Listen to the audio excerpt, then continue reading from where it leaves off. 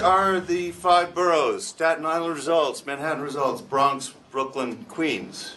All of these votes are placed in a black box. This black box is an unaccountable, untestable, privately run software from the 2 companies that you have hired to count our votes. So when the votes come out of this black box, they do not reflect the New York City or the national votes. In 22 primaries, the votes have shifted in 20 of them. The exit polling data in New York State shifted 12%. A shift of 2% is fraud. 2% is used as the boundary by the U.S. government when determining that the election in another country other than the U.S. has possibly been stolen. 5, 10, as much as 12% from the exit polling and the actual survey. These statistical numbers are impossible.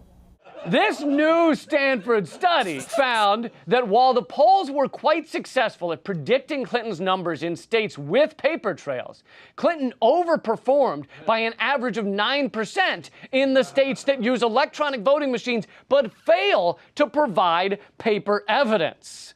As the study noted, the hacker Guccifer 2 released documents from the Democratic National Committee which showed a list of donors to the Clinton Foundation.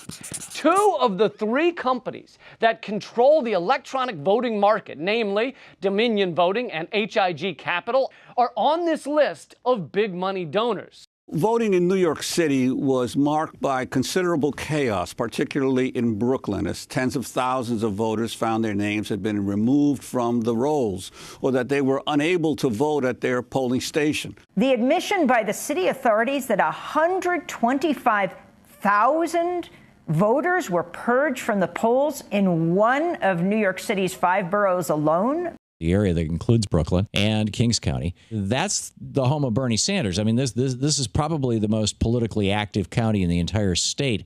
And that seems to be where 126,000 people got knocked off the voting rolls. Other complaints were from people saying their party affiliations had been switched, preventing them from voting. The New York Post reports even a former Democratic Party official who is running for Congress was told his name was not on the voter roll at his polling station in Harlem.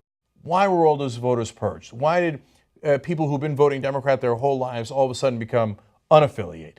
The Attorney General, Eric Schneiderman, has officially launched an investigation. He states, "I am deeply troubled by the volume and consistency of voting irregularities, both in public reports and direct complaints to my office's voter hotline, which received more than 1,000 complaints in the course of the day yesterday. That's why today we have opened an investigation into alleged improprieties in yesterday's voting by the New York City Board of Elections.